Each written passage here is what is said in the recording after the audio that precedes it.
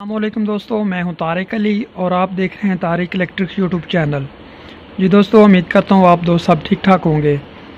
जी दोस्तों, तो आज हम एक जो डिमर होता है ना, डिमर एक तो हम पंखे के लिए डिमर यूज़ करते हैं।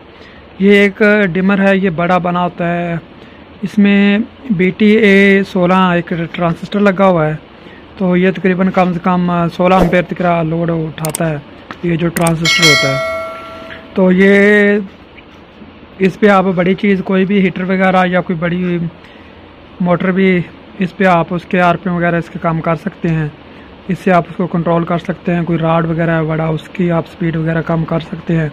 तो आज हम इसकी टेस्टिंग देखेंगे कि ये आउटपुट पे हमें हर्ट्ज़ वगैरह किस तरह कंट्रोल करके देता है। ये सस्ता सा होता है, ये तकरीबन 150 से 200 रुपये में मिल जाता है। तो ये जो पंखे वाला डिमर होगा वो उस पर आप ज़्यादा लोड डालेंगे, थोड़ा सा ज़्यादा जैसे ही डालेंगे तो वो जल जाएगा उसी वक्त।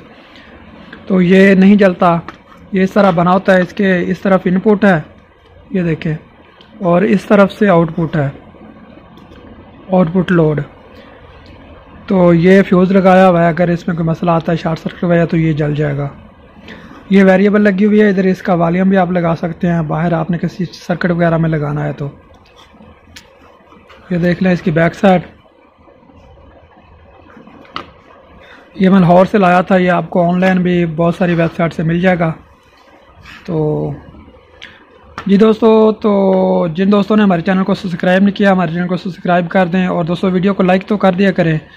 चलो शुरू करते हैं, देखते हैं। इसके साथ मेरे पास ये हर्ट्ज़ मीटर है, वोल्ट हर्ट्ज़ और एम्पेयर वाला मीटर है। तो ये हम इसके आउटपुट पे लगा के इसको देखेंगे क्या रिज़ल्ट देता है, और कोई मोटर वगैरह भी लगा के हम चेक करते हैं। चलो मैं कनेक्शन करता हूँ। जी दोस्तों, तो ये इसमें के आउटपुट पे मैंने ये दो तारें निकाल ली हैं। एक ये निकाल ली जो मीटर को जा रही है, और एक ये दो तारें देख लें। तो ये 220 है। एहतियात से, ख्याल से इस पे आपको करंट वगैरह लगने का ख़तरा होता है भाई, एहतियात ज़रूरी है। तो ये दो तारें भी मीटर को जा रही हैं, क्योंकि इस मीटर को ऑन कराने के लिए हमें 220 से अलग से देने पड़ते हैं एक, और जो हमें इस वोल्ट मीटर पे डिस्प्ले चाहिए वो हमें वोल्ट अलग देने पड़ते हैं। वो किसी और वीडियो में इंशाल्लाह मैं इस पे तफसील से वीडियो बनाऊंगा। तो ये मेन है 220 हमारी जो हम देंगे। तो अभी मैं इसको कनेक्ट करता हूँ, तो देखते हैं। जी दोस्तों, तो ये देखो मैंने कनेक्ट कर दिया है। तो ये देखिए 50 हर्ट्ज़ आ रहे हैं, 220 215 14 वोल्ट आ रहे हैं। ये देखिए इसकी वेरिएबल में भी करंट आ रहा है, एहतियात ज़रूरी है। जी दोस्तों, तो इसके आउटपुट पे मैंने ये देखिए मोटर लगा ली, एक मीटर, और ये किट तकरीबन जो उसने मुझे बताया था वो कह रहा था 2000 वाट तक ये लोड उठा लेती है। तो अब मैंने इस पे ये एक एग्जॉस्ट फैन की मोटर लगाई है। तो ये देखिए 103 वोल्ट और 50 हर्ट्ज़। तो इससे हम इसको कंट्रोल करके देखते हैं ये स्पीड कम करता है कि नहीं करता। ये देखें, अभी ये 200 वोल्ट मेरे पीछे से आ रहे हैं, ये 200 आउटपुट पे दे रहा है। मोटर बिल्कुल फुल स्पीड में चल रही है। तो अब इसको मैं कम करता हूँ। ये देखिए वोल्ट कम हो रहे हैं। इंशाल्लाह अगली वीडियो में हम इसको स्टेबलाइज़र पे भी चेक करेंगे कि ये स्टेबलाइज़र पे वर्क करता है कि नहीं करता, स्टेबलाइज़र की ट्यूनिंग के लिए। तो इसके साथ हमको ट्रांसफार्मर वगैरह लगा के इसको चेक करेंगे। तो ये देखें स्पीड तो कम कर रहा है ये, लेकिन ये फ्रीक्वेंसी भी उतनी 50 ही खड़ी है। पता नहीं अब ये फ्रीक्वेंसी कम करता है या ज़्यादा करता है कि नहीं करता, ये क्या इसका चक्कर है। तो ये स्पीड कम कर रहा है। ये देखें वोल्ट भी कम हो रहे हैं।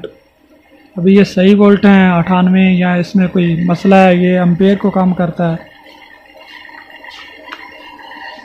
जी दोस्तों, तो ये आप देख लें, ये वोल्ट तो कम कर रहा है। अभी ये वोल्ट में पता नहीं एम्पेयर कम कर रहा है या क्या है, ये इसमें क्या इसका चक्कर है। इसके आगे वो उसका पोमीट्रिक होता है, वो लगा के चेक करना पड़ता है।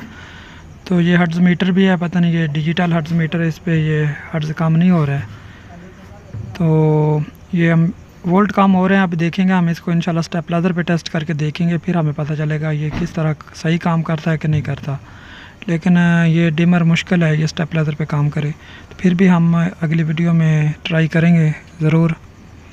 तो ये देखिए ये तकरीबन 40 वोल्ट तक तो मोटर चलती है। 40-37 वोल्ट दिख रहा है, और उससे जब नीचे आते हैं वोल्ट तो फिर ये बंद हो जाती है बिल्कुल। आरपीएम इसके कंट्रोल हो रहे हैं, ये देखें मैं बढ़ा रहा हूँ 74, 73, 62। अब मैं कम कर रहा हूँ, ये देखिए 58, 57, ये कम हो रहे हैं वोल्ट, 55 हो गया है। तो देखें स्पीड इसकी बिल्कुल मोटर की कम हो गई है। जैसे जैसे वोल्ट मैं कम कर रहा हूँ स्पीड इसकी कम हो रही है। इसको वेरिएबल को घुमा रहा हूँ लेकिन वोल्ट शो हो रहे हैं इसके ऊपर। तो ये अभी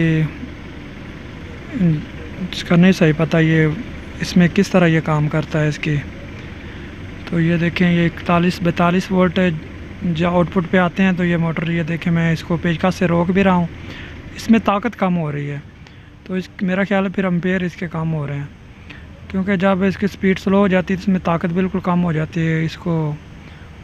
अब ये देखें 40 पे आ गया है, 36 तकरीबन 37, 36, 35 वोल्ट दिख रहा। तो ये घूमती है, उसके बाद ये जाके रुक जाती है, और जैसे जैसे वोल्ट ज़्यादा होते हैं फिर स्पीड ज़्यादा पकड़ लेती है।